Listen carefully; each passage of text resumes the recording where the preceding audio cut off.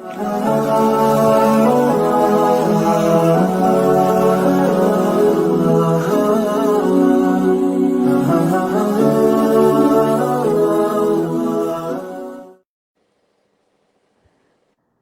আলাইকুম ওয়া রাহমাতুল্লাহি ওয়া বারাকাতুহু। আলহামদুলিল্লাহি রাব্বিল আলামিন। والصلاة والسلام على سيد المرسلين وآله وصحبه أجمعين. أما بعد فأعوذ بالله من الشيطان الرجيم. بسم الله الرحمن الرحيم. يا أيها الإنسان ما غرك بربك الكريم. صدق الله العظيم.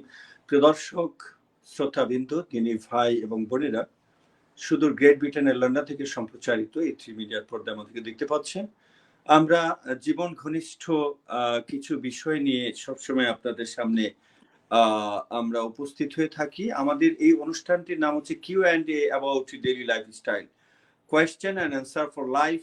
আমাদের ব্যক্তি জীবনে, পারিবারিক জীবনে, রাষ্ট্রীয় জীবনে আমরা কিছু প্রশ্নের সম্মুখীন হই, আমরা কিছু সমস্যার মোকাবেলা করতে হয়। সেই মোকাবেলাটা কেমন হবে, how to solve all the problem, কতটা সুন্দর করে আমাদের জীবনটাকে আমরা সুসজ্জিত করতে পারি, বিষয়গুলো নিয়ে আমরা কথা বলবো। আমাদের সাথে আজকে এই মুহূর্তে সংযুক্ত হয়েছেন বিশ্ববরেণ্য কারি মুআজ্জাজ মুহতারাম শেখ কারি আহমদ হাসান হাফিজাহুল্লাহ। তিনি সুদূর ইংল্যান্ড থেকে, ব্রিটেন থেকে তিনি আমাদের সাথে সংযুক্ত হয়েছেন। আমাদের সাথে সংযুক্ত হয়েছেন মুফতি ইমাম রেজাউল করিম বুরহানি হাফিজাহুল্লাহ, বিশিষ্ট আলেমে দ্বীন, বিশিষ্ট লেখক, গবেষক এবং অনেক প্রতিষ্ঠানের যিনি কর্ণধার। আমাদের সাথে গোটা বছর জুড়েই যিনি কথা বলে থাকেন। আমি আমার উভয় মেহমানকে আন্তরিকভাবে অভিনন্দন জানাচ্ছি। মোহতারাম, আপনারা কেমন আছেন? আসসালামু আলাইকুম। আসসালামু ওয়া রাহমাতুল্লাহি ওয়া বারাকাতুহু। আলহামদুলিল্লাহ, আপনারা কেমন আছেন? জি আলহামদুলিল্লাহ আলা কুল্লি হাল। মোহতারাম, সাউন্ড ঠিক আছে কিনা? আপনি যদি একটু সালাম। আলহামদুলিল্লাহ, আলহামদুলিল্লাহ, ভালো শোনা যায় মাশাআল্লাহ। মুফতি রেজাউল করিম সাহেব, হাইয়াকাল্লাহ হাইয়াকাল্লাহ ওয়াল্লাহি ওয়া আলাইকুম ইয়া শাইখুল কারীম আল আজিজ। প্রিয় দর্শক, আমরা আমাদের এই অনুষ্ঠানটি একান্তই পারিবারিকভাবে আপনারা উপভোগ করতে পারেন। আমাদের যে কন্টেন্ট গুলো তৈরি ভেসে বেড়াচ্ছে আমাদের অনলাইন জগতে, প্রত্যেকটা কন্টেন্ট লক্ষ্য করবেন যে মানুষের চরিত্র হননে, সেখানে হাসি তামাশা, মানুষের জীবন, সৃজনশীল কোনো কিছু সেখানে খুঁজে পাওয়া যায় না। এই জন্য ইসলামিক অনুষ্ঠানগুলোকে উৎসাহ দেওয়া আমি মনে করি যে এটা আমাদের প্রত্যেকের নৈতিক দায়িত্ব। শুধু not only hour this media, also all over Islamic media যেগুলো আছে সেখানে আপনাদের কন্ট্রিবিউশন যেটা, এটা আমি মনে করি লাইক, সেটাকে ছড়িয়ে দেওয়া, কমেন্টস করা বা শেয়ার করা, এটা আমাদের সকলের দায়িত্ব। আমরা এই ব্যাপারে কিছুটা যত্নশীল হব ইনশাআল্লাহ বিইذنিল্লাহ। প্রিয় দর্শক, আমরা পবিত্র কোরআন তেলাওয়াতের মাধ্যমে আজকে অনুষ্ঠানটিকে শুরু করতে চাই। শুধু লন্ডন থেকে আমাদের উস্তাদুল কুররা মুআজ্জাজ মুহতারাম শেখ কারি আহমদ হাসান হাফিজাহুল্লাহ কে পবিত্র কোরআন তেলাওয়াতের জন্য আমি আহ্বান জানাচ্ছি। আসসালামু আলাইকুম ওয়া রাহমাতুল্লাহি তাআলা ওয়া বারাকাতুহু। ওয়া আলাইকুম আসসালাম ওয়া রাহমাতুল্লাহ। আউযু বিল্লাহি মিনাশ শাইতানির রাজীম।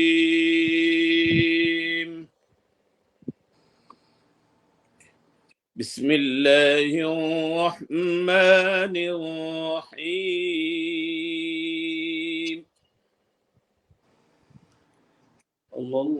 يا أيها الإنسان ما غرك بربك الكريم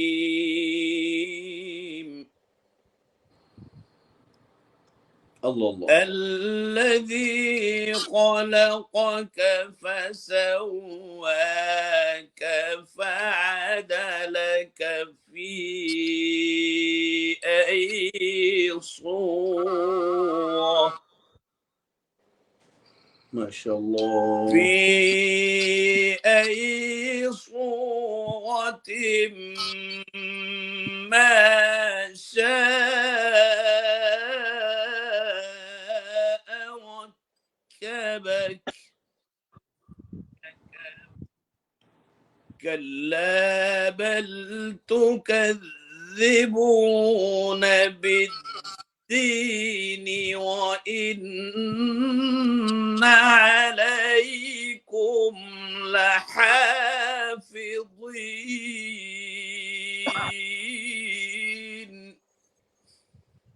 الله كراما كاتبين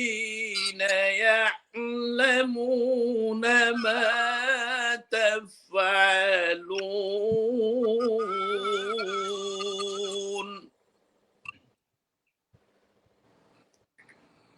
إن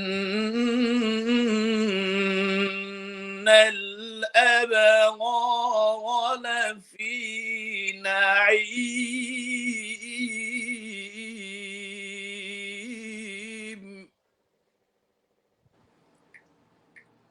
وإن الفجار لفي جحيم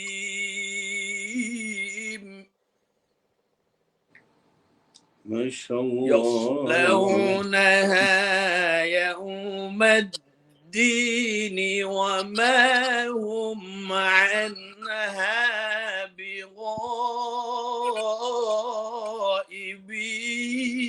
بغائبين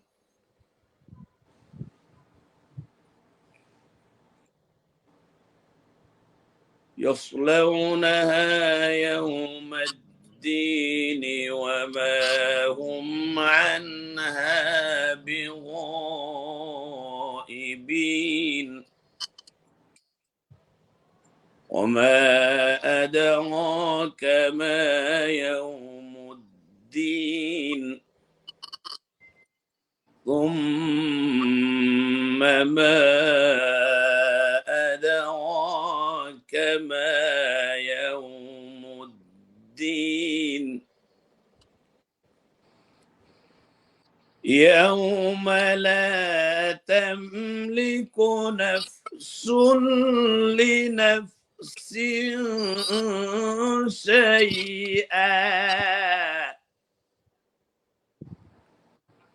والأمر يومئذ لله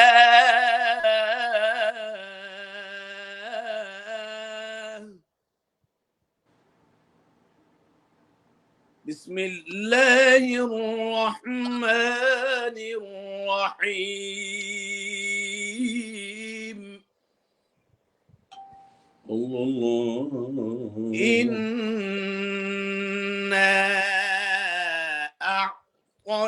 أعطيناك الكوثر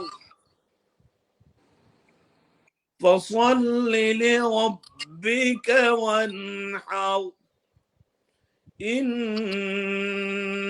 شانئك هو الأبتر إنا أعطيناك الكوثر فصل لربك وانحر إن شانئك هو الأبتر صدق الله العظيم মাশাআল্লাহ মাশাআল্লাহ হাইয়াকাল্লাহ والله يرضى عليك يا شيخ الكريم العزيز। প্রিয় দর্শক, আমরা অত্যন্ত সুললিত কণ্ঠে চমৎকার তেলাওয়াত শুনলাম। কোরআন তেলাওয়াত যেখানে হয়, যে মজলিসে হয়, ওই মজলিসের থেকে আর হাই এক্সক্লুসিভ আর মূল্যবান কোনো মাহফিল এই পৃথিবীতে, এই জমিনের উপর আকাশের নিচে আর হতে পারে না। আমাদের কোরআনের বারাকাতে যেন আল্লাহ সুবহানাহু ওয়া তাআলা আমাদের দেশের উপর রহম করেন। অনেক ধন্যবাদ জানাচ্ছি প্রিয় মুহতারাম শেখ হাফেজ কারি আহমদ হাসান হাফিজাহুল্লাহ, অনেক ধন্যবাদ জানাচ্ছি আমাদের সাথে সংযুক্ত থাকবার জন্য। প্রিয় দর্শক, আমরা একটু আলোচনায় যেতে চাই। আমাদের মুআজ্জাজ মুহতারাম নন্দিত আলোচক মুফতি ইমাম রেজাউল করিম বুরহানি হাফিজাহুল্লাহ, যিনি অত্যন্ত চমৎকার করে খুব দরদ ভরা মন থেকে তিনি আলোচনা করে থাকেন। কোরআন হাদিস অনুসৃত চমৎকার বস্তুনিষ্ঠ আলোচনায় যিনি বরাবরই অত্যন্ত পারদর্শী। মহতরমের কাছে একটু যেতে চাই। মহতরম, আমরা এমন একটা ক্রান্তিকাল পার করছি, কথাটাকে আমি ভাষায় বলতে চাই, যুগে যুগেই আমরা দেখেছি বহু জাতি বহু কষ্টে পড়েছিলেন। পৃথিবীর শুরুলগ্ন থেকেই বহু জাতি তাদের নিজেদের ভুলের কারণে তারা বিভিন্ন আসমানি জমিনি গজব যেটা বলবো বা আল্লাহর পক্ষ থেকে পরীক্ষামূলক নানা প্রতিকূল অবস্থাকে মোকাবেলা করতে হয়েছে। আমরা আমাদের স্বাধীন সার্বভৌম বাংলাদেশে আমরা শান্তিপ্রিয় মানুষ। আমাদের এই কঠিন লগ্নে একটা দাওয়া চ্যানেল আমরা জানি যে আমাদের ইসলামী মিডিয়া A3 মিডিয়া ইউকে এটা টোটালি ফুললি একটা দাওয়া একটা সেন্টার, দাওয়া একটা প্ল্যাটফর্ম। এখান থেকে আমরা চেষ্টা করি সবসময় সংযত ভাষায়, আমরা অনেক সময় এটাকে বলা হয় গঠনমূলক সৃজনশীল সমালোচনাও করে থাকি অত্যন্ত দরদ ভরা মন নিয়ে। তো আমরা যে কথা আজকে বলতে চাই যে দেশের মানুষ একটা সত্যি একটা অস্থিরতার মধ্যে আছে, কোনো ডিসিশন নিতে পারতেছে না। ছাত্রদের আন্দোলন এখনো পুরোপুরি থেমে যায়নি। তাদের দাবি দেওয়া ন্যায্য দাবির পক্ষে তারা অনেক চেষ্টা করছেন। পক্ষান্তরে গভর্নমেন্টও খুবই আন্তরিকভাবে মানে দেশের অস্তিত্ব অথবা অবকাঠামোকে সুচারু রাখবার জন্য, সুশৃঙ্খল রাখবার জন্য সর্বশক্তি প্রয়োগ করে হ্যাকমতের সাথে সুন্দর করে চেষ্টা করছে। কিন্তু এই সুন্দরের মাঝে আমরা দেখতে পাচ্ছি মানুষের অসংখ্য লাশ পড়ে যাচ্ছে এবং রাষ্ট্রীয় সম্পদ ব্যাপক ক্ষতিগ্রস্ত হয়েছে। এই জায়গাটা আমি ব্যক্তিগতভাবে খুব আন্তরিকভাবে বলি কথাটা, আমি দুঃখ পেয়েছি যে আসলে জ্বালাও পোড়াও বা এই যে আমাদের কি বলবো এটাকে অনেকগুলো সংস্থা জ্বালিয়ে দেওয়া হয়েছে। এটা কে করলো কিভাবে করলো আমরা সেদিকেও যেতে চাই না। বেসিক্যালি এখন বাংলাদেশটাকে যদি পুড়িয়ে দেওয়া হয়, আমি জ্বালাও পোড়াওদের পক্ষে যদি দুটি কথা বলতে চাই যে একেবারে বিমানবন্দর জ্বালায় দেওয়া হলো অথবা বঙ্গভবন জ্বালায় দেওয়া হলো, এতে ফলাফলটা কি হবে? মানে একটা ভালো ফলাফলের দিকে আমি আশাবাদী যে একটা এইগুলোর রেজাল্টটা কি হতে পারে, মানে কতটা সুন্দর করে আমরা এই কাজগুলো করতে পারি। মানে আমাদের দাবিটা যেহেতু ন্যায্য, গভর্নমেন্টকেও এটা বিবেচনা করা প্রয়োজন ছিল এবং বেশ কয়েকজন ভদ্র সুশীল সমাজের সাথে সম্পৃক্ত সুশিক্ষিত এবং যারা দেশের সম্পদ লোড করে না এরকম ভালো কিছু মন্ত্রী আমাদের জানা মতো এখনো বাংলাদেশে আছেন। তারা কিন্তু ছাত্রদের সাথে অভিভাবকদের সাথে কথা বলে এতগুলো লাশ মানে পড়ার আগে এটাকে আর একটু সুন্দর করার প্রেক্ষাপট বোধহয় ছিল বলে আমরা মনে করি অনেকে। তো এখন যে পর্যায়ে চলে গেছে ব্যাপারটা এরকম না যে আর পিছানো যাবে না, সামনে এগিয়ে যেতে হবে, আরো মানুষ মরতে হবে, ওইখান থেকে আমরা একটু ফিরে আসতে চাই।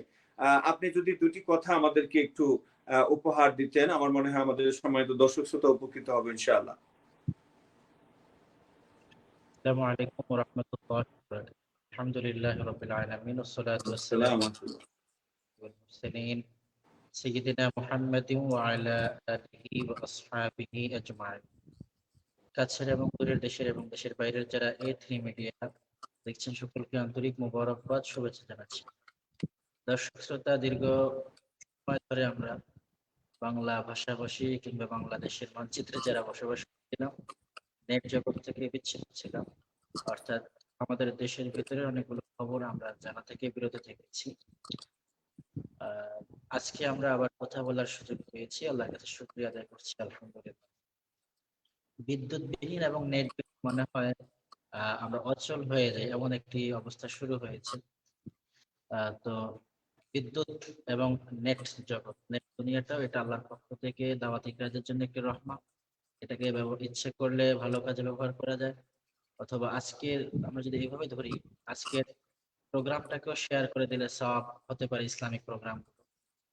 তো কথা বলছিলেন দর্শক শ্রোতাদের উদ্দেশ্যে সম্মানিত উপস্থাপক, যে বিষয় তুলে ধরেছে সে বিষয়ে কথা বলতে হলে আসলে একটু পিছন থেকে কথা বলতে হয়।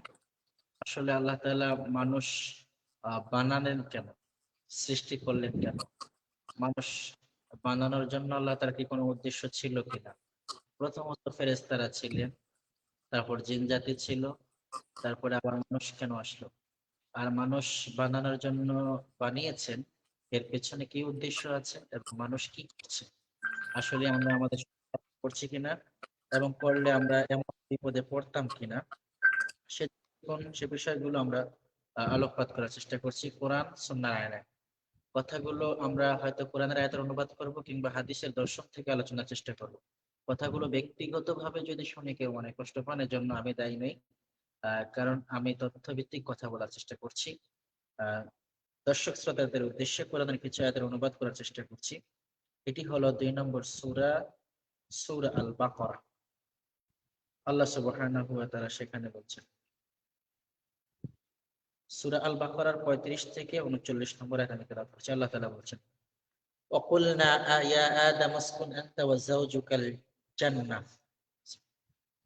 আল্লাহ তাআলা বলছেন, আমি যখন আদমকে বলছিলাম, আদম তুমি তোমার ফ্যামিলি সহ, ওয়াইফ সহকারে বসবাস করো জান্নাতে। ওয়াকুলা মিনহা রাগাদান হাইসু শি'তুমা, এবং এখান থেকে ভক্ষণ করো, খাও যা ইচ্ছে তোমাদের। ওয়ালা তাকরাবা হাযিহিশ শাজারা, তবে এই গাছের নিকটবর্তী হয়ো না। কন্ডিশন দিবেন, খাবারের ক্ষেত্রে সব খাওয়া যাবে এটা নয়। ফাতাকুনা মিনাজ জালিমিন, যদি এমনটি হয়, মানে ভক্ষণ করে ফেলো, আহার করো, তাহলে তোমরা নিজেদের প্রতি অত্যাচার করবে, নিজেদের প্রতি জুলুম করবে বলে সাব্যস্ত হবে।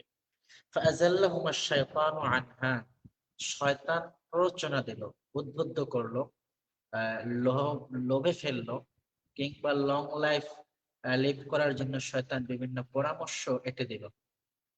শয়তান বোঝাতে চাইলো যে তুমি যদি এই ফল খাও, ভক্ষণ করো, তাহলে তুমি চিরস্থায়ীভাবে জান্নাতে থাকবে। আল্লাহ চায় না তুমি জান্নাতে থাকবে। এই কথাগুলো শয়তান বলতে গিয়ে আল্লাহর শপথ করল এবং বলল যে আমি আল্লাহর শপথ করে বলছি যে আমি মিথ্যাবাদী নই, তোমরা ফল ভক্ষণ করতে পারো।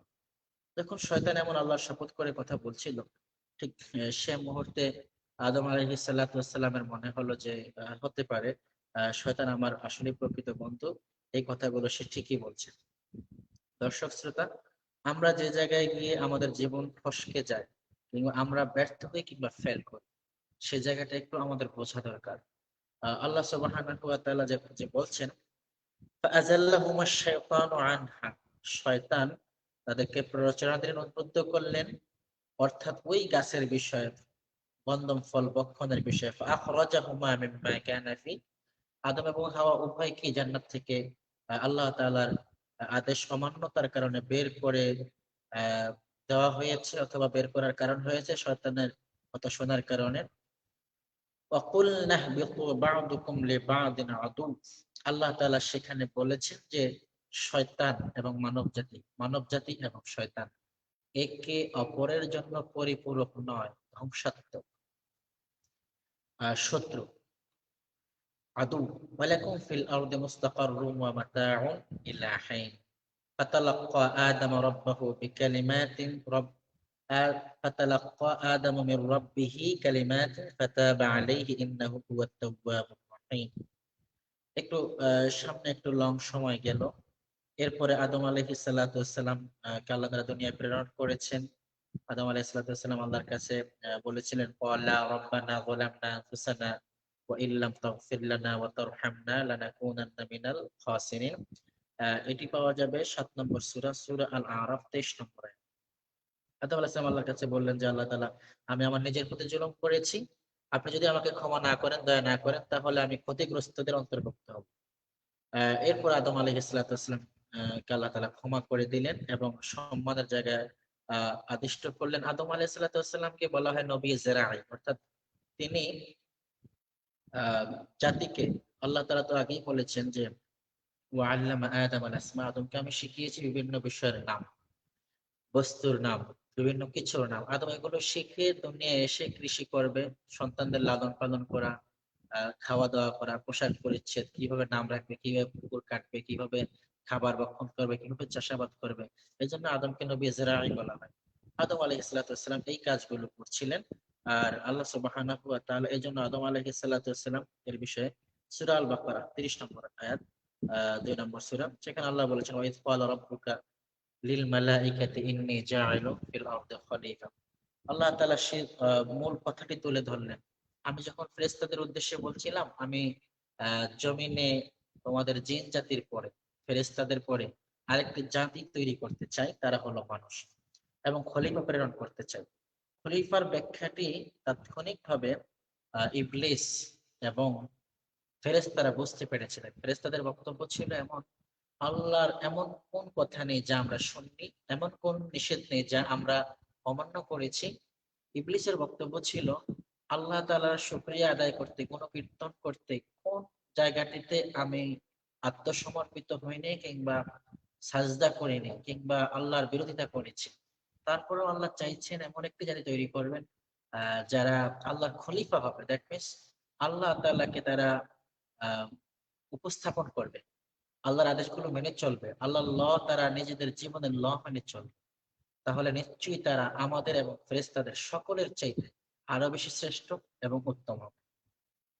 এই কথাটা যখন মাথায় ঢুকলো, তখন ফেরেশতারা এবং ইবলিসেরও বক্তব্য ছিল আরো জঘন্য, কিন্তু ফেরেশতাদের বক্তব্যটাকে আল্লাহ তাআলা সেখানে কোট করলেন এভাবে, যে আমি যখন বলেছিলাম এটি সূরা বাকারা 30 নম্বর আয়াতের শেষ অংশ হতে পারে। সেখানে আল্লাহ সুবহানাহু ওয়া তাআলা বলছেন যে আমি এমন এমন খলিফা বানাতে চাই। তো তারা বলেছিল আতাজআলু ফীহা মান ইফসিদু ফীহা ওয়া ইয়াসফিকু দিমা, আপনি কি এমন একটি জাতি তৈরি করতে চান আতাজআলু ফীহা মান ইফসিদু ফীহা, যারা জমিনে ফাসাদ সৃষ্টি করবে, ওয়া ইয়াসফিকু দিমা, রক্তপাত ঘটাবে। রক্তপাত ঘটানো, দ্বন্দ্ব তৈরি করা, এই দুটি কাজ মুসলিম উম্মার কাজ নয়।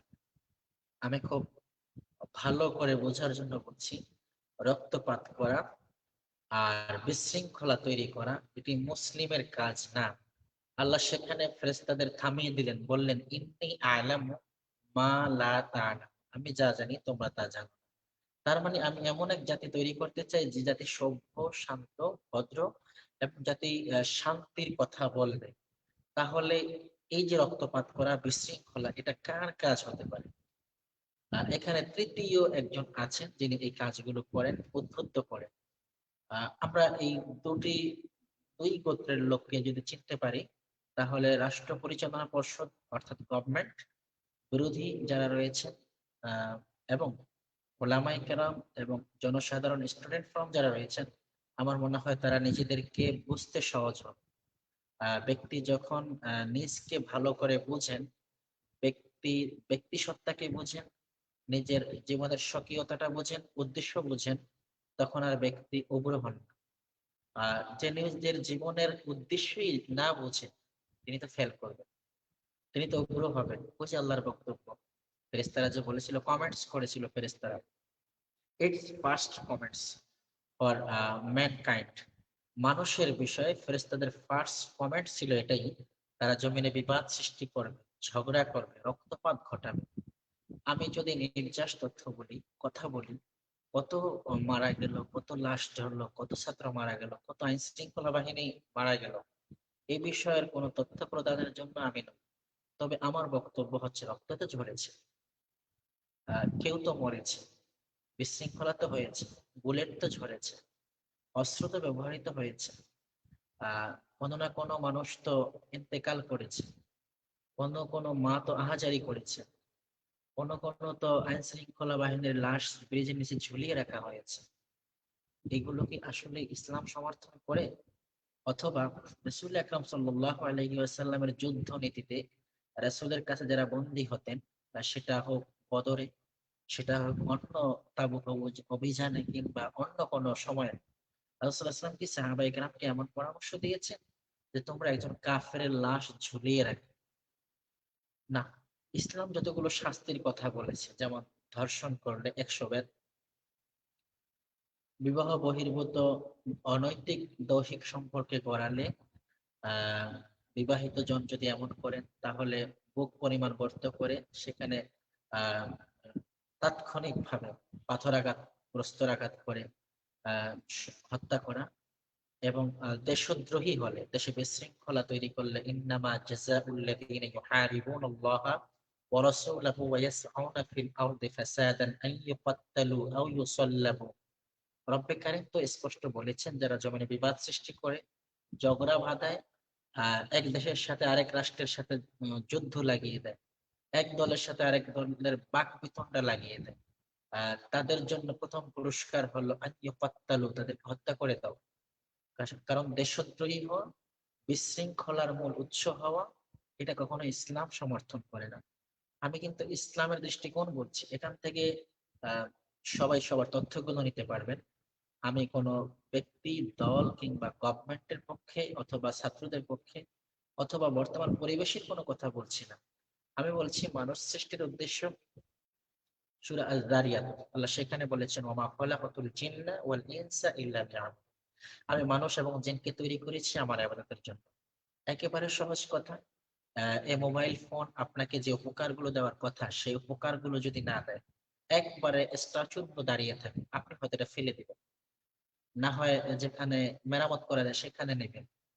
কিন্তু যদি তারপরও ঠিক না হয়, আপনি ফেলে রাখবেন, বাচ্চাদের খেলনা হবে। ঠিক সেভাবেই মানুষকে যদি আল্লাহ যে কারণে তৈরি করেছেন, যে কারণে যে উদ্দেশ্যে বানিয়েছেন, সে উদ্দেশ্য যদি মানুষের মাধ্যমে আল্লাহ সাধিত না হয়, আল্লাহর তো উচিত ছিল আমাকে ধ্বংস করে দেওয়া। কিন্তু আল্লাহ তাআলা রহমান নামক গুণের কারণে আমাকে অবকাশ দিয়েছেন, আমি আরেকটু ভালো হই। আমি ইন্নাল ইনসানা লিরাব্বিহি লাকানুদ ওয়া ইন্নাহু আলা যালিকা লাশাহীদ। আমি তো রব্বে কারিমের প্রতি বারবার অবজ্ঞা করছি, বারবার আল্লাহর আদেশগুলো অমান্য করছি।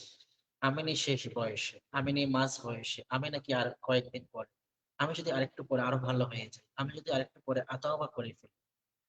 যিনি অবৈধ অস্ত্র লালন করেছেন, যিনি কোনো প্রকার গভর্নমেন্টাল অর্ডার ছাড়া গুলি করেছেন, যিনি শত্রুতাবশত ভিন্ন আহ, অঙ্গনের বিরোধী হওয়ার কারণে তার প্রতি হত্যার জন্য হাত বাড়িয়েছেন, তিনি কি কখনো ভেবে দেখেছেন জাহান্নামে যাওয়ার জন্য একটি অবৈধ হত্যাই যথেষ্ট, যেটা রাষ্ট্র স্বীকৃতি দেয় না?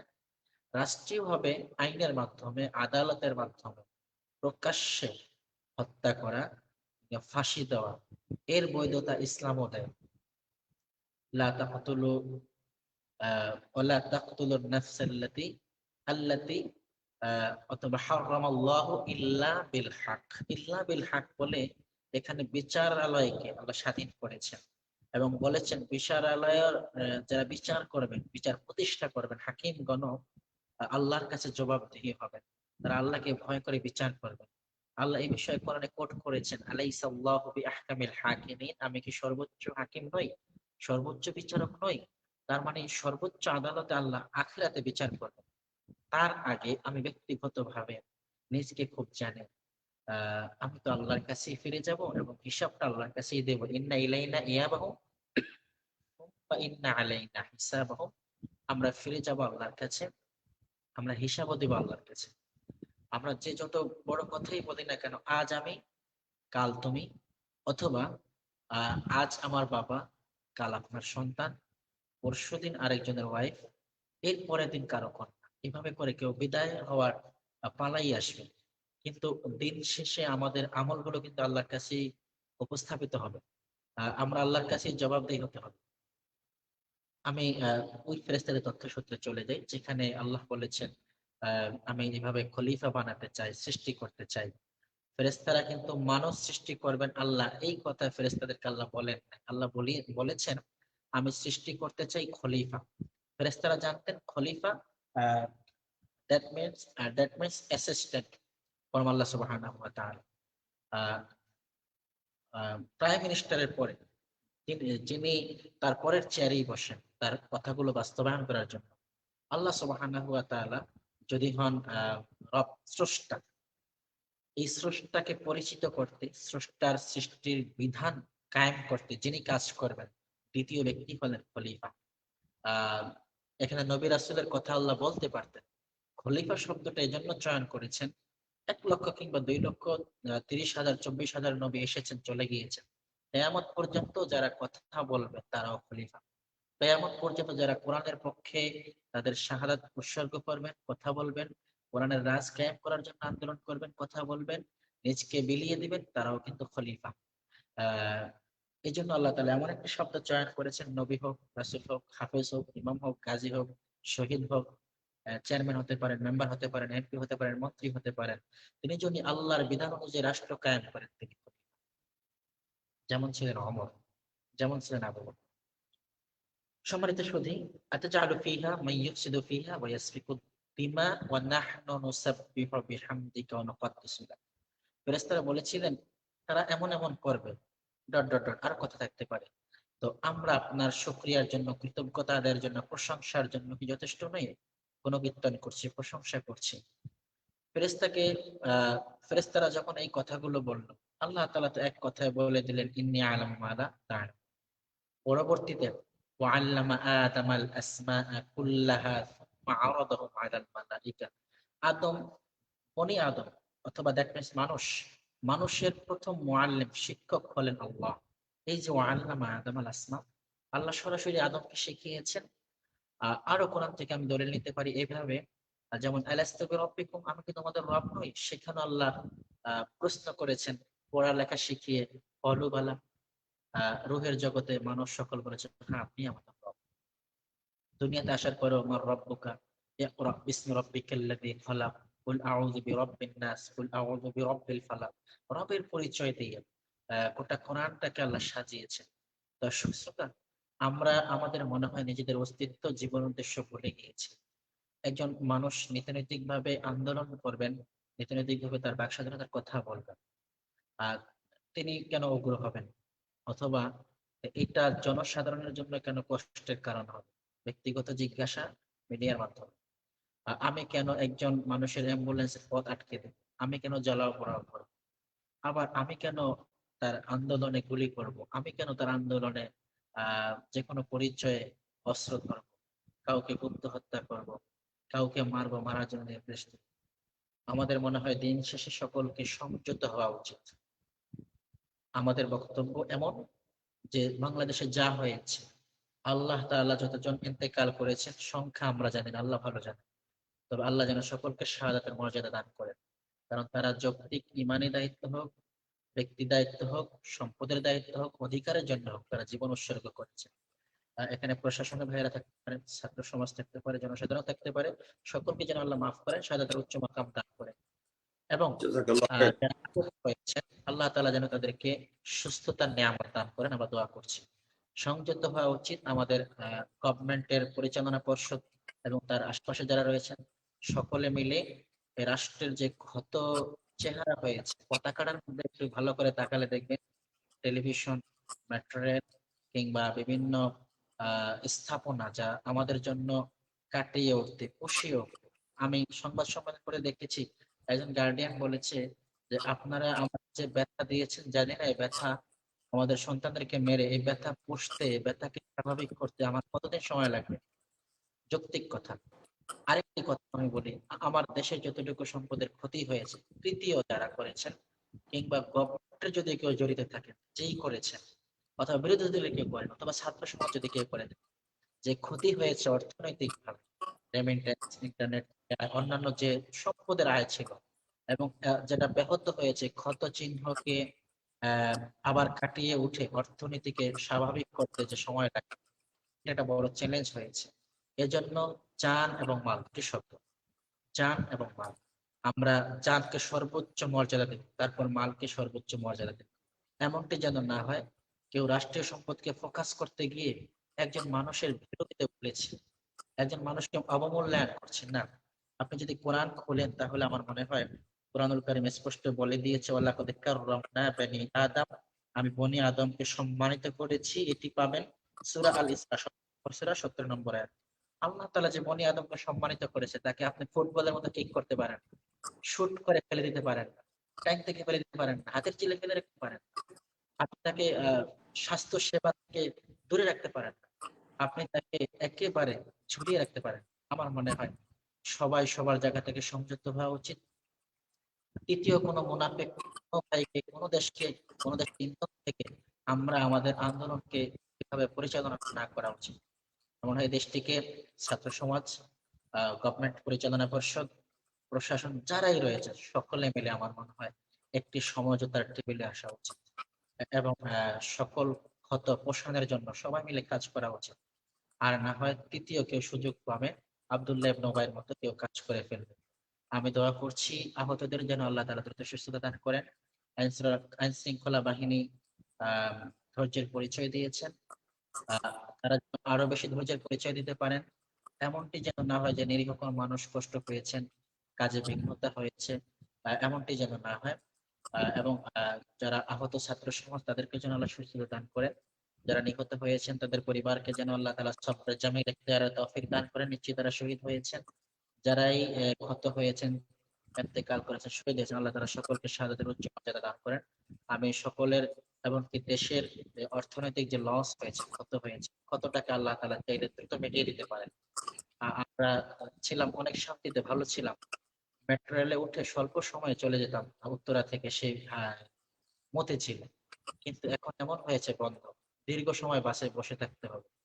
পৃথিবী ভ্রমণ কেবল, আমি যাই বলি সুস্থ হয়েছে অথবা কেউ ষড়যন্ত্র করেছে, যেভাবেই হয়েছে, সম্পদ নষ্ট হয়েছে, ষড়যন্ত্র ভিতরের হোক বাহিরের হোক, ঘরের লোক হোক আর ঘরের বাহিরের হোক, যেই করেছে, যে ইচ্ছা করে করেছে কিংবা অনিচ্ছা করে করেছে, কেউ ষড়যন্ত্র করে করেছে, আল্লাহ তাআলা প্রত্যেকটি পদক্ষেপে যারা দেশ ও জনগণের জন্য আদৌ শত্রু হলো, সন্ত্রাস হলো, আল্লাহ তাআলা তাদের যেন উচিত বিচার করেন এবং এ জাতির সম্মুখে যেন বিচার তারা দেখতে পায়।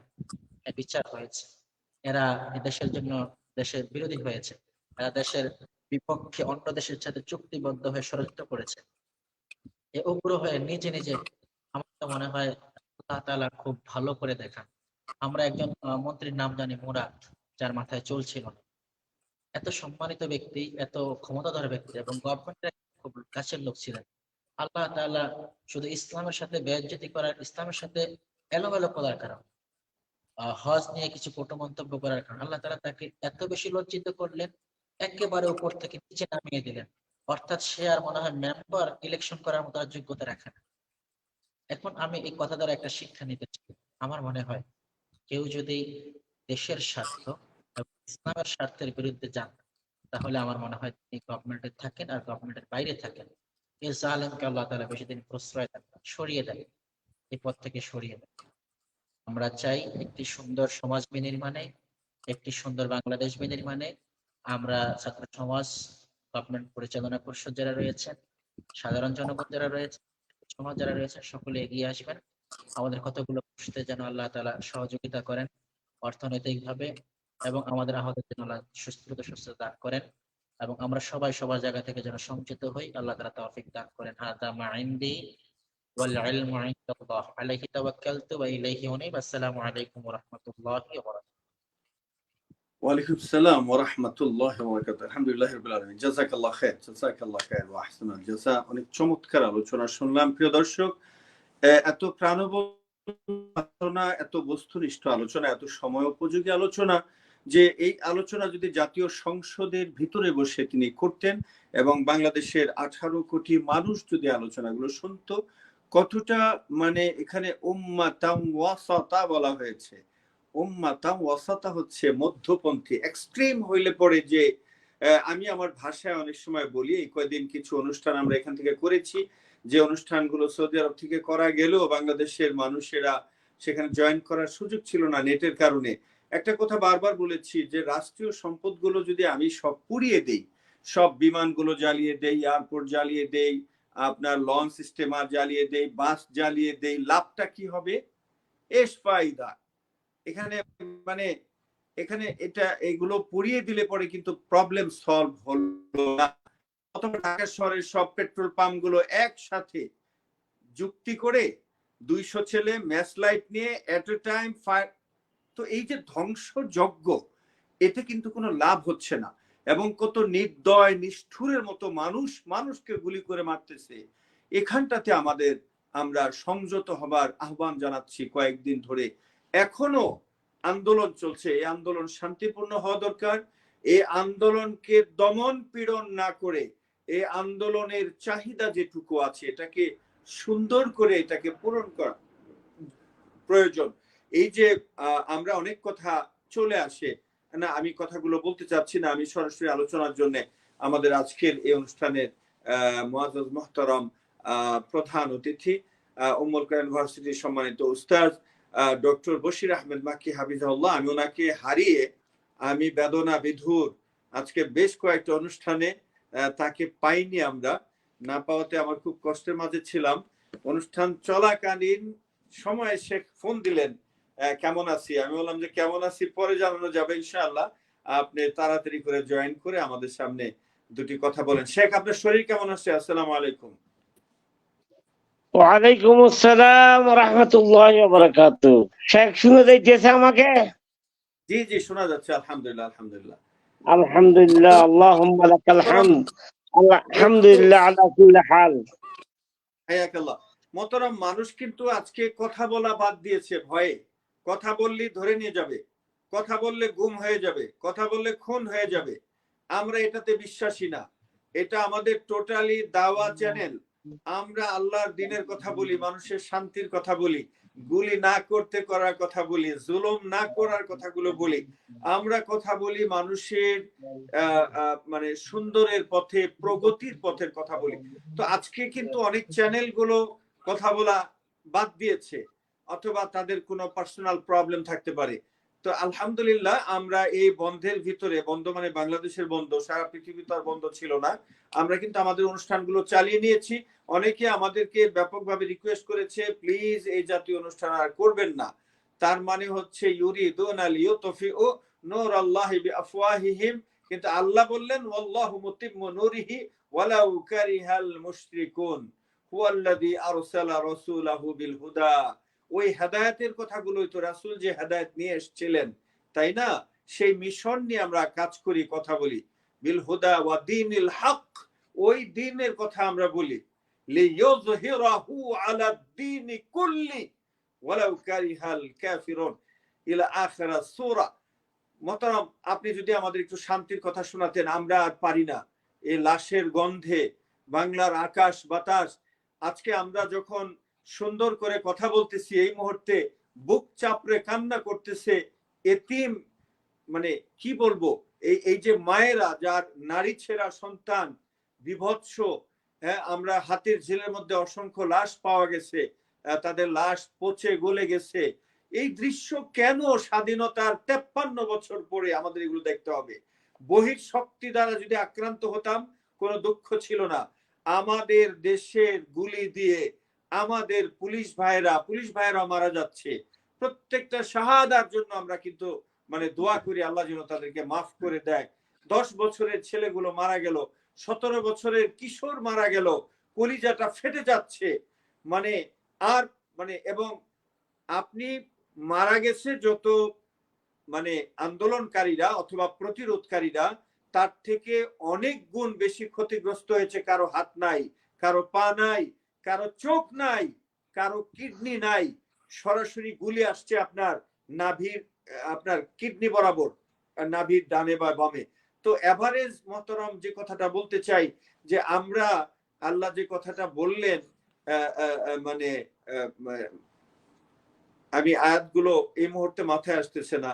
যাহারাল ফাসাদু ফিল বাররি ওয়াল বাহরি বিমা কাসাবাত আইদিন নাস, এই যে মানুষের দুই হাতের অর্জন, মানুষের আমাদের যে কর্মফল, এই যে আমরা ভোগ করছি।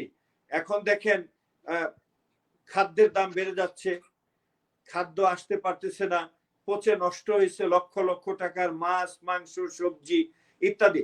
এগুলো যেন আর দুনিয়া, বাংলাদেশের জন্য আমরা দেখতে চাই না। আসলে আমাদের চরিত্রটা ঠিক করা দরকার কিনা। আমাদের ঘোষের কথা বলি, ঘোষ যদি আমি না দেই, তাহলে একজন অফিসার কিভাবে খাবে? সুদ যদি আমি না নেই, তাহলে সুদী ব্যাংক তো সুদের টাকা নিয়ে বসে থাকবে, বা সুদী মহাজন তো বসে থাকবে। আমরা অনেক সময় একতরফা কথাবার্তা বলি, সুদ হারাম, ঘোষ হারাম, ওইটা হারাম, ওইটা হারাম, এটা ইউজ করতেছি আমরা। 2 নম্বর ওষুধ তৈরি হইতেছে, আমরা ইউজ করতেছি। 2 নম্বর ডাক্তারের সার্টিফিকেট বিক্রি করা হচ্ছে, মানে ডাক্তার না, কিন্তু ডাক্তার হয়ে সে জনসেবায় নিয়োগ হয়ে মানুষের স্বাস্থ্য সেবা বিনষ্ট করতেছে। এখানে 2 নম্বর সার্টিফিকেট যে বিক্রি করলো তাকেই শুধু দোষ দিচ্ছি। তো 2 নম্বর সার্টিফিকেট বা বিসিএস ক্যাডারের যে প্রশ্নপত্র আউট করলো, এই যারা কিনলো তাদের কোনো অপরাধ নাই। ব্যাপারটা কি এরকম? মানে এখানে কিন্তু আমাদের জাতীয় চরিত্রটা নষ্ট হয়ে গেছে, আমরা প্রত্যেকে নষ্ট হয়ে গেছি। মানে একজনের সুযোগ দিচ্ছে, আরেকজনের সুযোগটা গ্রহণ করছে। আমি যদি আমি জানি না আমার কথাগুলো কিভাবে নিবেন, আমি আপনাকে আলোচনার জন্য, আমাদের সম্মানিত দর্শক শ্রোতাদের জন্য আপনি কিছু চমৎকার আলোচনা আমরা শুনতে চাই। জাযাকাল্লাহ খায়ের। বারাকাল্লাহ ফিক, হাইয়াকাল্লাহ, জাযাকুমুল্লাহ খায়রা। إن الحمد لله والصلاة والسلام على رسول الله وعلى آله وصحبه أجمعين أما بعد قال تعالى ومن أعرض عن ذكري فإن له معيشة ضنكا ونحشره يوم القيامة أعمى قال رب لم حشرتني أعمى وقد كنت بصيرا قال كذلك أتتك آياتي فنسيتها وكذلك اليوم تنسى সম্মানিত ফজিলাতুল শেখ সঞ্চালক হাফিজাকাল্লাহ ওয়া রাআক A3 মিডিয়া Q&A কোয়েশ্চন এবং আনসার এর প্রোগ্রামের আলোচক বৃন্দ শেখ বুরহানি হাফিজাকাল্লাহ ওয়া রাআক এবং যারা আলোচনা করছে, যারা কলা কৌশলী, এটা লন্ডন থেকে প্রসারিত এই যে লোকটা ব্যারিস্টার শরীফ আমিন সাহেব, তিনি না থাকলে তার পরিজনকে দিয়েও, এবং আমাদের সম্মানিত চেয়ারম্যান আমিন সাহেব এখানে উপস্থিত আছে, আমরা সবাই ব্যথিত, আসলে সবাই দুঃখিত, সবাই বেদনা বিদুর। শোষককে জিনিসগুলো দেখলাম, কেহকে নিষেধ করা, কেহকে আদেশ দেওয়া, কেহর হিতাকাঙ্ক্ষী শুভাকাঙ্ক্ষী কিচ্ছু আমরা করতে পারি নাই। এই যে বাংলাদেশ, আমার দেশ, আমার সোনার দেশ, এখানে এগুলো হচ্ছে। আমার মনে হয় আল্লাহ তাআলা আমাদেরকে চরম পরীক্ষার মধ্যে দিয়া, অন্ধকার যখন নেমে আসে সবাই সূর্যের আলোর অপেক্ষা করে, যেন সূর্যের আলো এসে যাচ্ছে, এইটা আমার মনে হচ্ছে। ইজা জাআল হক ওয়া যাহাকাল বাতিল ইন্নাল বাতিলা কানা যুহুকা, সত্য যখন আসবে বাতিল পর্যদুস্ত হবেই, পরাজয় বরণ করবে। আমরা সবাই জয়ী হইতে চাই, আলহামদুলিল্লাহ, ইহকালেও পরকালেও। ফামান যুহজিহা আনিন নারে ওয়া উদখিলাল জান্নাতা ফাকাদ ফাজ ওয়া মাল হায়াতুদ দুনিয়া ইল্লা মাতাউল গুরুর। যে নিজেকে নিজে জাহান্নাম থেকে সরায়ে বেহেশতে প্রবেশ করতে পেরেছে, উদখিলাল জান্নাহ, বেহেশতে দাখিল হয়েছে, সে একমাত্র সাকসেস। ফাকাদ ফাজ, সে সাকসেস। ওয়া মাল হায়াতুদ দুনিয়া ইল্লা মাতাউল গুরুর। এই জগৎ দুঃখ ছাড়া আর কিছু নয়। এই জগৎকে পাওয়ার জন্য, এই দুনিয়াকে পাওয়ার জন্য এত কিছু করতে হয় না। আল্লাহ তাআলা আমাকে, আপনাকে, সবাইকে যে সৃষ্টি করেছে এর জন্য নয়। আল্লাহ তাআলা এইগুলো আমাদেরকে দিয়ে পরীক্ষার সম্মুখীন করেছে। কে পাস হয়, কে ফিল হয়, এইটা বুঝানোর জন্য। এবং আরো বলেছে, যারা আমার পথ থেকে, অর্থাৎ আল্লাহর পথ থেকে বিচ্যুতি ঘটেছে যাদের, তাদেরকে তোমরা সসম্মানে কথা বলেন, তাদেরকে দাওয়াত দেন। নূহ আলাইহিস সালাম দাওয়াত দিতে 950 বছর দাওয়াত দেওয়ার পর নিজের ছেলেটাও দাওয়াত গ্রহণ করলো না, এবং আশেপাশের কতিপয় মানুষ দাওয়াত গ্রহণ করেছে। সুম্মা ইন্নী আলানতু লাহুম ওয়া আসরারতু লাহুম ইসরারা ফাকুলতু আস্তাগফিরু ইন্নাহু কানা গাফফারা। নূহ আলাইহিস সালাম বলেছে, হে আল্লাহ, তাদেরকে প্রকাশ্য বললাম, তাদেরকে লুকাইতে বললাম, তাদের সান্নিধ্যে কত কিছু করলাম। ওয়া আসরারতু লাহুম, তাদেরকে কানে কানে বললাম, তাদেরকে বললাম ইস্তাগফিরু রাব্বাকুম, আল্লাহর কাছে ক্ষমা চান, ইন্নাহু কানা গাফফারা, সে ক্ষমাশীল। আল্লাহ তাআলা ক্ষমা করে দে মানুষকে। 999টা রহমত আল্লাহর কাছে, আর একটা রহমত বন্টন করেছে পিতা মাতাকে, আত্মীয় স্বজনকে, যার কারণে আমরা একে অপরের দায়িত্বভার গ্রহণ করি, রহম করি। 999টা এবং লক্ষ কোটি রহমত আল্লাহর কাছে। সাবাকাত রাহমাতুহু আলা গাদাবিহি, আল্লাহর রহমত সাবকত দিয়েছে, আল্লাহর রহমত অগ্রগামী আলা গাদাবিহি, রাগ থেকে। হযরত ওয়াহশী রাদিয়াল্লাহু আনহুকে আল্লাহ ইসলাম ধর্ম গ্রহণ করার কারণে সব ভুল ক্ষমা করে দিয়ে বলেছে, ইয়া ইবাদিয়াল্লাযীনা আসরাফু আলা আনফুসিহিম লা তাকনাতু মির রাহমাতিল্লাহ ইন্নাল্লাহা ইয়াগফিরুয যুনুবা জামিআ ইন্নাহু হুয়াল গফুরুর রহিম। হে আমার বান্দারা, হে আমার ইয়া ইবাদিয়াল্লাযীনা আসরাফু, হে আমার বান্দারা, যারা অতিরিক্ত করেছ নিজের নফসের উপর, নিজের উপর নিজে অতিরিক্ত করেছ, নিজের দেশের উপর অবিচার করেছ, নিজের জাতির উপর অবিচার করেছ, নিজে অনেক কিছু করেছ, লা তাকনাতু মির রাহমাতিল্লাহ, আল্লাহর রহমত থেকে নৈরাশ হয় না। ইন্নাল্লাহা ইয়াগফিরুয যুনুবা জামিআ, আল্লাহ ক্ষমাশীল, আল্লাহ সমস্ত গুনাহ ক্ষমা করে দিবে। একটা শর্ত, ওয়ানিবু ইলা রাব্বিকুম ওয়াসলিমু, আল্লাহর কাছে এনাবত করতে হবে, আল্লাহর কাছে কাকুতি মিনতি করতে হবে। ওয়াসলিমু, নিজের নফসকে নিজেকে আল্লাহর কাছে সুপর্দ করে দিতে হবে।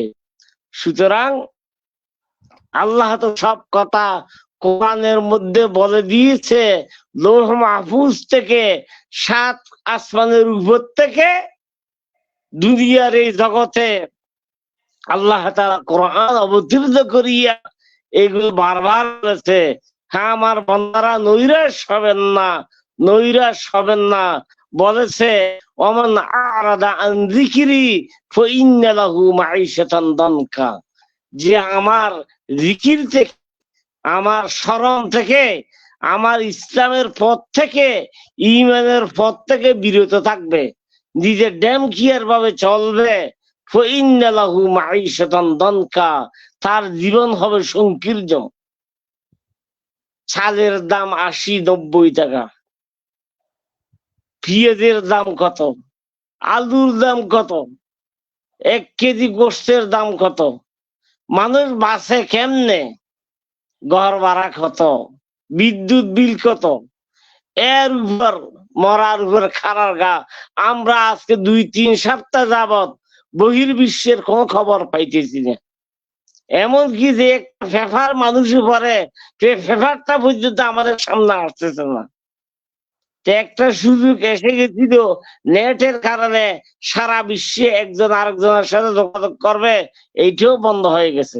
বন্ধু বন্ধুর খবর রাখতে পারতেছে না। এবং এই জীবন চলার জন্য, জীবিকা নির্বাহের জন্য যা কিছু প্রয়োজন, দরুরিয়াত, হাজিয়াত, তাহসিনিয়াত, অতি দরকার জিনিসগুলো পাওয়া যাচ্ছে না। অতি হাজত রওয়া, যেগুলোর দ্বারা প্রয়োজন মিটিয়ে খাইতেছে না, যেগুলোর দ্বারা মানুষ সৌন্দর্য বর্ধন করে, এগুলো তো এখন কোনো কথাই নেই। কোন রকমে খেয়ে বাঁচি, কোন রকমে আমি কি গ্রেফতার হব আগামীকাল, এই ভয়। হাইরে মানুষ, হাইরে মানবতা, মানবতার ক্রন্দনে, মানুষের ক্রন্দনে ছাত্ররা যারা শহরে থাকে, নগরে থাকে, তারা ঘরে আশ্রয় নিচ্ছে। এবং ওদেরকে ঘরে আশ্রয় দেওয়ার জন্য যানবাহন পাইতেছে না আসার জন্য। এবং এক লোকে বলতেছে যে তুমি বাবা ঘরে চলে এসো, না ছেলেটা ঘরে চলে আসতে চাইতেছে, বাবা কয় না লেখাপড়া করো। তাইলে না আমি কয় মিছিলে যোগ দিব, কয় বাবা তাইলে তুমি চলে এসো, এখানে থাকিও না। অর্থাৎ এমন কাণ্ড ঘটেছে যে কাণ্ডগুলো মানব সমাজে কোনোদিন ঘটে নাই। কি 71 সাল, কি 48 সাল, কি অতীতের সমস্ত ইতিহাস গুলোকে ম্লান করে দিয়ে এমন একটা বিভৎস জীবন কেহর খাইম নয়। সুতরাং ভাইরা তওবা করুন আল্লাহর কাছে, আল্লাহর কাছে খণ্ডন করুন। ও আদিবু ইলা রব্বিকুম ও আসলিমু মিন ক্বাবল, আল্লাহ বলছে আল্লাহর কাছে আসুন, নিজের আত্মাকে সব সুপর্দ করে দেন মৃত্যু আসার আগে আগে। এই অবস্থা কেহর খাইম্য নয়। সুতরাং এইগুলো আমাদের উপার্জন, আমাদের গুনাহের উপার্জন। আমরা ড্যাম কি আর যেই রকম স্বাধীনতা স্বাধীনতা চিৎকার করলাম এতদিন স্বাধীনতা স্বাধীনতা নামে চিৎকার আকাশ বাতাস বাড়ি করেছি, প্রত্যেকদিন ছেলেদের দিয়ে বলাইছি আমার সোনার বাংলা, আমি তোমায় ভালোবাসি, এগুলো সব মিথ্যে পরিণত করে ফেলছি। আমরা এমন কাজ করেছি যেগুলো মিথ্যে পরিণত হয়েছে সব। সুতরাং এটা কেহর খাইম্য নয়। আসুন সবাই বুঝুন, নিজেকে নিজে বুঝুন, নিজের জাতিকে বুঝেন, নিজের সত্তাকে বুঝেন, এবং সবাই একত্র হয়ে সবাই মিলিত হয়ে কি করা যায় পথ বের করেন। আমরা একে অপরের শত্রু নয়, সব এক দেশের মানুষ, সবাইকে একখানে থাকতে হবে, সবাইকে এই দেশে থাকতে হবে, সবাইকে এই যে যারা বিদেশে আসে তারাও এই দেশে আশ্রয় নিতে হবে। এমন এক সময় আসবে বিদেশিরা আর আমার দেশের মানুষকে রাখবে না, এ দেশে আসতে হবে। সুতরাং প্রবাসী মিলিয়ে দেশীয় মানুষেরা মিলিয়ে সবাই মিলিয়ে একযোগে কাজ করলে ইনশাআল্লাহ সোনার বাংলা গঠন করতে দেরি হবে না। ইতিমধ্যে আমরা আমাদের অর্জন অনেক, কিন্তু যে দুই একটা কাজ আমাদের এগুলোর দ্বারাই আমরা আবার পিছনে চলে যাইতেছি। ওই কচ্ছপের মতো সামনে গিয়ে আবার যেন পিছনে পিছনে কোন একটা জন্তুর পা থাকে নাকি পিছনে, সে যত সামনে যাইতে চায় পিছনে চলে আসে।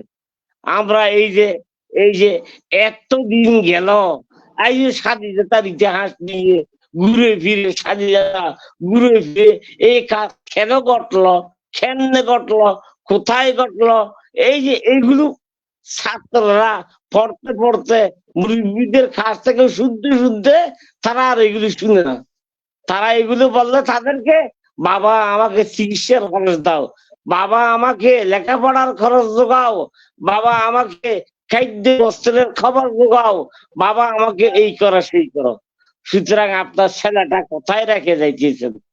আমি মুরব্বীদেরকে বলবো, দেশের মানুষকে বলবো, সমস্ত বিশ্বের যারা আমরা বাংলা ভাষাভাষী সারা বিশ্বে যারা আশ্রয় নিয়েছেন তাদেরকে বলবো আপনার পরিজনকে কোথায় রেখে গেছেন। দেশীয় মানুষকে বলবো এই দেশ আমার, আমি দেশটা কাদের কাছে দিয়ে যাইতেছি, আমাকে তো একদিন মরতে হবে। বৃদ্ধ মানুষেরা মরদের কাছাকাছি, তাদেরকে বলবো আপনার ছেলে সন্তান কোথায় রেখে যাইতেছেন, আপনার ছেলে সন্তান কোথায় রেখে যাইতেছেন, আপনি কি করতেছেন একটু ভাবুন। সবাই একটু আসুন। আল্লাহ তাআলা এটা বলেছে যে আমার জিকির থেকে, আমার স্মরণ থেকে, আমার ইসলামের পথ থেকে, ঈমানের পথ থেকে যে বিরত থাকবে এগুলোর কিছু দাঁড়াবে না, নিজে নিজের মতো চলবে, ফাইদালাহু মাঈশাতান দানকা, তার জন্য সংকীর্ণ জীবন যাপনের ব্যবস্থা করে দিব আমি। শুধু একটা নয়, আরো কথা আছে, ওয়ানাহশুরুহু ইয়াউমাল কিয়ামাতি আ'মা, কিয়ামতের দিন তাকে অন্ধভাবে উত্তম করা হবে, চোখ থাকবে না, শুধু উত্থান হবে, সেই কবর থেকে উঠবে অন্ধভাবে। ক্বালা রাব্বি লিমা হাশারতানি আ'মা ওয়া কাদ কুনতু বাসীরা, সেই ব্যক্তি বলবে হে আল্লাহ আমাকে কেন অন্ধভাবে হাসর করাচ্ছেন, আমি তো জগতে চক্ষু দিয়েছি, আপনি তো আমাকে দুই চোখ দিয়েছিলেন। আল্লাহ তাআলা কি বলবে, ক্বালা কাযালিকা আতাতকা আয়াতি ফানাসিতাহা, আমার আয়াত ছিল কোরআন তোমাদের ধারে ধারে খানতে ছিল, কোরআন তোমার ধারে ধারে গেছিল। وقال الرسول يا ربي إن قوم اتخذوا هذا القرآن مهجورا। রসুল নিজেই অভিযোগ করবে, হে আল্লাহ, আমার জাতি আমার কোরআনকে তারা মাহজুর বানাইছে। কোরআন পড়ে অর্থ বুঝে না, কোরআন পড়ে অর্থ বুঝে রিসার্চ করে না, আবার কোরআন পড়ে অর্থ বুঝে রিসার্চ করে কোরআনের সমাজ বাস্তবায়ন করার কোনো কথাই নেই। এটি বললে আবার মৌলবাদী হয়ে যাবে। কোরআনের সমাজ কায়েম করলে নাকি আবার অন্য নামে ভূষিত হয়। কোরআন লেখাপড়া করলে কোরআনের আবার যদি অন্য কিছু হয়ে যায়, তো এইগুলো না করার কারণে আল্লাহ বলছে সংকীর্ণ জীবন যাপনের ব্যবস্থা করা হবে। قال رب لما حشرتني أعمى وقد كنت بصيرا قال كذلك أتتك آياتي فنسيتها। আল্লাহ তাআলা বলবে যে তোমরা যেই রকম আমাকে বলে গিয়েছিলে আমি আজকে তোমাকে বলে গেলাম, ফানাসিতাহা ওয়া কাযালিকাল ইয়াওমা তুনসা। সুতরাং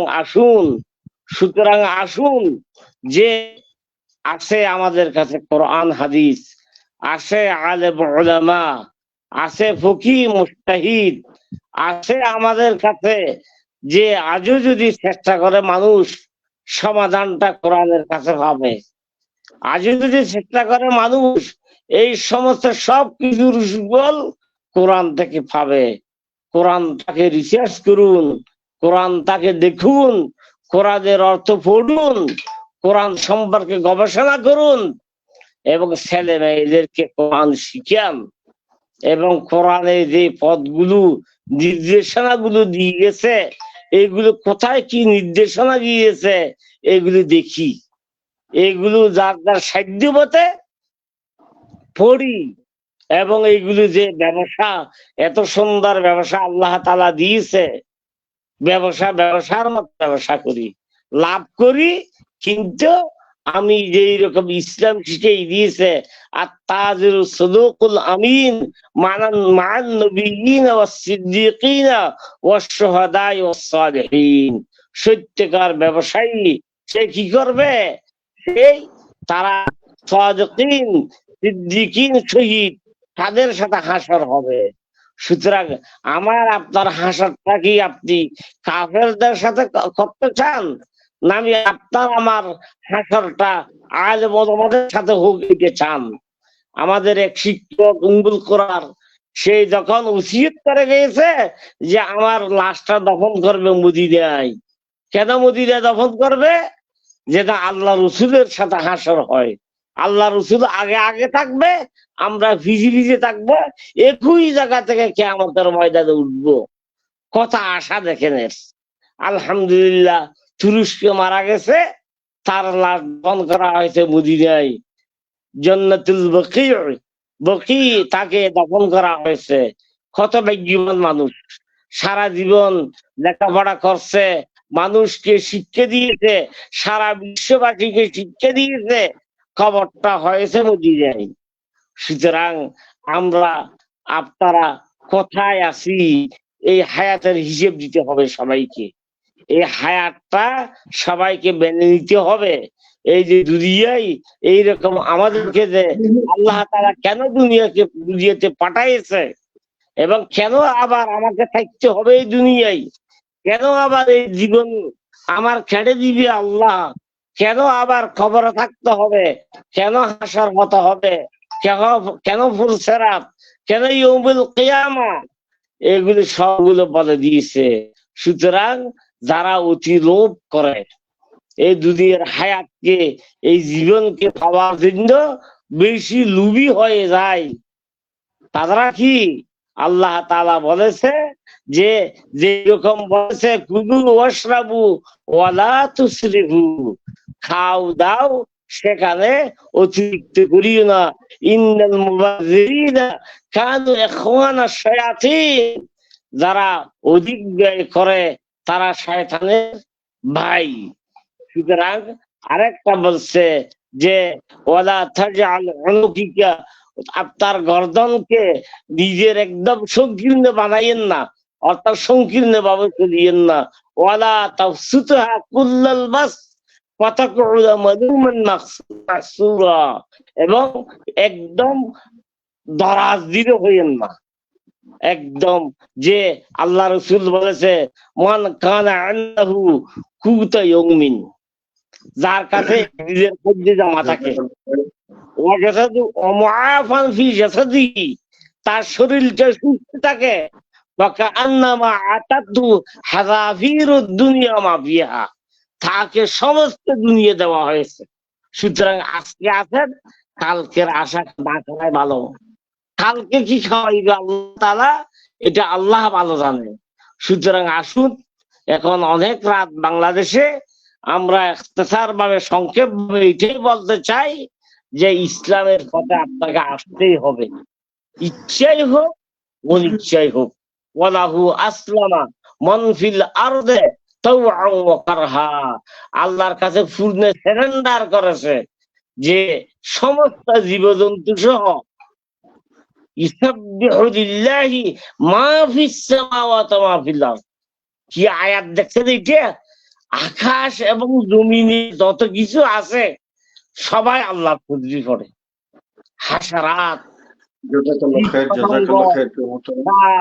জীবজন্তু সবাই আল্লাহর কাছে আল্লাহর গুণগান গায়। সুতরাং আসুন, যেন এই আল্লাহর গুণগান তাসবিহ গুলো যেন চলে না যায়, এবং তাসবিহর মতো তাসবিহ পড়ি, নামাজ পড়ি, শান্তি মনে খায় মন বেঁকে আল্লাহর কাছে চাই। আল্লাহ তাআলা সবাইকে তৌফিক দান করুন। বারাকাল্লাহু ফীকুম, জাযাকুমুল্লাহু খাইরা, ওয়া সাদ্দাদাল্লাহু খুত্তাতাকুম, ওয়া ইয়াসসারাল্লাহু উমুরাকুম আদ-দুনিয়া ওয়াল আখিরা। আসসালামু আলাইকুম ওয়া রাহমাতুল্লাহি তাআলা ওয়া বারাকাতুহু। ওয়ালাইকুম আসসালাম ওয়া রাহমাতুল্লাহি ওয়া বারাকাতুহু। জাযাকাল্লাহু খাইর ইয়া শাইখ আল কারীম আল আজিজ। প্রিয় দর্শক, আমরা অনুষ্ঠানটি দেখতে পাচ্ছি সুদূর লন্ডন থেকে অপরচুনিটি মিডিয়ার পর্দায়। আমরা এতক্ষণ যে আলোচনাগুলো করলাম, একটি ছোট্ট কথা আমি বলতে চাই। অন্তঃকরণ গুলো আমাদের সুন্দর হওয়া দরকার ছিল। একটা জাতি আমরা যদি দেখি, ভদ্র জাতি, সভ্য জাতি, এই যে ভদ্র এবং সভ্য যে শব্দ দুটো আমি চয়ন করলাম এক্ষেত্রে, চরিত্রবান জাতি, যে ঘোষ আমি খাবো না, কাউকে দেব না, আমি কারো মার খাবো না, আমি কাকে মারবো না, আমি কাউকে আক্রমণ করে কথা বলবো না, আমি কারো আক্রমণের শিকার হব না। অর্থাৎ মানে লক্ষ্য করলে দেখা যায় যে বাংলাদেশের যে ইসলামিক দলগুলো আছে, একটা দল আরেকটা দলকে ভয়ানক ভদ্র ভাষায় শব্দগুলো খুব সুন্দর সুন্দর, কিন্তু চরম ভাবে বেজ্জতি করতে একেবারে নিষ্ঠুর নির্দয়ের মতো একবারে কাফের বানায় জাহান্নামের চৌরাস্তায় যে পৌঁছে দিয়ে আসে, নিজ খরচে নিজ দায়িত্বে জাহান্নাম পর্যন্ত পৌঁছায় দিয়ে আসে একটা দল আরেকটা দলের ব্যাপারে। ঠিক একজন মৌলানা সাহেব বা আলেম দ্বীন আরেকজনকে ঠিক এই কাজটা আমরা করে থাকি। এটা একটা আশ্চর্য ব্যাপার। আমরা যারা দুনিয়াটা দেখছি, আমরা আমি নিজে প্রায় 2 ডজন দেশে আল্লাহ আমাকে ওই দেশগুলোতে যাওয়ার, সেখানে বসবাস করার, মানে চলাফেরা করার, এই যে আক্রমণাত্মক আচরণ, এই আচরণটা কিন্তু মুসলমানের আচরণ নয়। আমরা আসলে, আমি অনেক সময় কনফিউজড হয়ে যাই যে আমরা আসলেই মুসলিম কিনা। মানে মুসলিম হওয়ার জন্য মুসলমানের যে চরিত্রটা ধারণ করার কথা ছিল, আমরা কিন্তু এই চরিত্র ধারণ করবার জন্য কোরআন থেকে, হাদিস থেকে, ইসলামের যে তারিখে ইসলাম, চরিত্রবান মানুষ যারা বিগত পৃথিবীতে এই জমিনের উপর ছিল, তাদের ইতিহাস রচিত হয়েছে, সেগুলো তো আমাদের পড়াশোনা করার একদম সময় নেই। মানে পৃথিবীটা এখন এমন একটা জটিল, বিশেষ করে আমি বাংলাদেশের কথা বলবো, অনেক দেশের মানুষ প্রচুর কাজ করে, কাজ করলে কিন্তু কাজ 3টি পাপ দূর করে। ভলতেয়ার একটা কথা বলছেন যে যে কাজ করে সে কিন্তু তার 3টা উপকার হয়: জীবনের প্রতি ইতস্পৃহা, অপরাধ প্রবণতা, দারিদ্রতা। এই 3টি পাপ থেকে মানুষকে মুক্ত রাখে, মানুষকে কাজ করার ব্যাপারে। আল্লাহ কোরআনে বলেছেন, ফাইদা কুদিয়াতিস সালাত, নামাজ শেষ হয়ে গেছে, বেরো মসজিদ থেকে। এখন ফান্তাশিরু ফিল আরদ, কেন বের হতে হবে? ওয়াবতাগু মিন ফাদলিল্লাহি ওয়াযকুরুল্লাহা কাসীরান লাআল্লাকুম তুফলিহুন। আলোচনা লম্বা হয়ে যাচ্ছে, আমি শেষ করতে চাই এখনই আমি শুধু বলতে চাই যে একটা গোটা জাতির একটা চরিত্র থাকা দরকার। যেমন ধরেন ভারতের মানুষেরা বাংলাদেশে আসলে ওরা সাথে করে পানি নিয়ে আসে, আমি নিজে চোখে দেখেছি বেনাপোল বর্ডারে। বাংলাদেশে এসে কোনো রেস্টুরেন্টে সহজে তারা কোনো খাবার খায় না, খাবার টিফিন ক্যারির মধ্যে নিয়ে আসে। এই যে দেশপ্রেম, তারা হিন্দু না খ্রিস্টান না বৌদ্ধ না নাস্তিক ওইদিকে পড়ে যায়। হকবুল ওয়াতান যদি মুসলমানের কলিজায় না থাকে, যদি হিন্দুর ভিতরে থাকে, তো হিন্দুস্থান তো হিন্দুরাই চালাবে, মুসলমান কেন চালাবে? সারা পৃথিবীর নেতৃত্ব তো এখন মুসলমানের হাতে নাই। কেন নাই? মুসলমানের যে চরিত্রটা থাকার কথা ছিল, ওই চরিত্র ধারণ করতেছে এখন আপনার জো বাইডেন, মোদি, আরো যারা আছে ইত্যাদি। আমি যে কথা বলতে চেয়েছি যে আমরা বোধহয় পরিপূর্ণ মুসলমানের চরিত্র ধারণ করতে পারি নাই। যদি ধারণ করতে পারতাম, আমার মুখে অনেকগুলো দাড়ি নিয়ে, রাইফেল কাঁধে নিয়ে একটা ছাত্রের কলিজা বরাবর গুলি করতে পারতাম না। এবং আন্দোলনরত ছেলেদের মধ্যে এমন কিছু মানুষ সেখানে, আপনার কি বলবো, এমন কিছু লোক ঢুকেছে সেখানে, অসাধু লোক। আমি জানি না তারা তো ডেফিনেটলি ছাত্র তো নয়, কারা তারা, কোন বহিরাগত আমি জানি না, যে মানুষকে হত্যা করে উলঙ্গ অবস্থায় লাশকে উল্টো করে রেখে দিছে। ভাই, এটা তো কোনো মুসলমানের চরিত্র তো দূরের কথা, একটা মানুষের চরিত্র হতে পারে না। একটা মানুষকে পিটিয়ে মেরে, মানে জঘন্য ভাবে মেরে, পশুর মতো মেরে লাশটাকে উল্টো করে রাখছে, পা উপর দিকে মাথা নিচের দিকে। নাউজুবিল্লাহ মিন যালিক। আমি কি বলবো, কোন কথাটা বলে শেষ করব? শুধু এটুকু বলতে চাই, মুসলমান কোনোদিন মুসলমানকে মারতে পারে না, মুসলমান মুসলমানকে মারতে পারে না। একজন মুসলমানকে মারার অর্থ হচ্ছে সারা পৃথিবীর সব মুসলমানকে মেরে ফেলা। সুতরাং আমরা একটু মানুষ হবার চেষ্টা করি। প্রিয় দর্শক, আমাদের এই অনুষ্ঠানগুলো আমরা জানি, এটা খুব ভালো করে জানি, এটা গোটা জাতির অবস্থা পরিবর্তনের জন্য যথেষ্ট নয়। তবে একটা ছোট্ট ম্যাচের কাঠি দিয়ে ছোট্ট একটা জায়গায় আগুন জ্বালানো যায়, এবং প্রয়োজন সাপেক্ষে এই আগুনকে এটা বিশাল অঞ্চল জুড়ে ছড়িয়ে দেওয়া যায়, হয় ভালো কাজের জন্য অথবা মন্দ কাজের জন্য। আমাদের এই অনুষ্ঠান যদি আল্লাহর পক্ষ থেকে আহ্বানের মানে সুপান হয়ে থাকে, প্ল্যাটফর্ম হয়ে থাকে, তাহলে আমরা বিনয়ের সাথে অনুরোধ করবো আমাদের অনুষ্ঠানটিকে নিজে শুনবেন, এবং এটিকে শুনবার জন্য মুসলিম জনতার দোরগোড়ায় পৌঁছে দেওয়ার জন্য শেয়ার করে দিবেন। আল্লাহ সুবহানাহু ওয়া তাআলা আমাদের ভালো কাজে অ্যাক্টিভেট করার তৌফিক দান করুন। আগামী সপ্তাহে আজকের এই দিনে আমরা আরো গুরুত্বপূর্ণ কোন বিষয়ের উপর আলোচনা করব ইনশাআল্লাহ। আমি আমার সম্মানিত দুইজন অতিথি, যারা অনেক কষ্টসাধ্য ত্যাগ স্বীকার করে আজকের এই গভীর রজনীতে, বাংলাদেশে এখন অনেক রাত, আমি সত্যি তাদের স্যালুট জানাই, কৃতজ্ঞতা প্রকাশ করছি। I am grateful to you all of, আমাদের সকল দর্শক শ্রোতাদের পক্ষ থেকে আমি আপনাদেরকে ধন্যবাদ জানাবো। জাযাকুমুল্লাহ খাইরা। মুহতারাম সবাই একটু নেটের বাইরে যারা আমাকে শুনতে পাইতেছেন, ইনশাআল্লাহ এই অনুষ্ঠানটা আগামী সপ্তাহে আবার প্রচার হবে। এই বিষয় নিয়ে আমরা আরো কথা বলবো। সবাই ভালো থাকুন, সুস্থ থাকুন। আসসালামু আলাইকুম ওয়া রাহমাতুল্লাহি ওয়া বারাকাতুহু। ওয়ালাইকুম সালাম ওয়া রাহমাতুল্লাহি ওয়া বারাকাতুহু। জাযাকাল্লাহ খায়ের। আমরা অনুষ্ঠানটিকে এখানে শেষ করতে চাই। ওয়া আখিরু দাওয়ানা আলহামদুলিল্লাহি রাব্বিল আলামিন। ওয়াসসালামু আলাইকুম ওয়া রাহমাতুল্লাহি ওয়া বারাকাতুহু।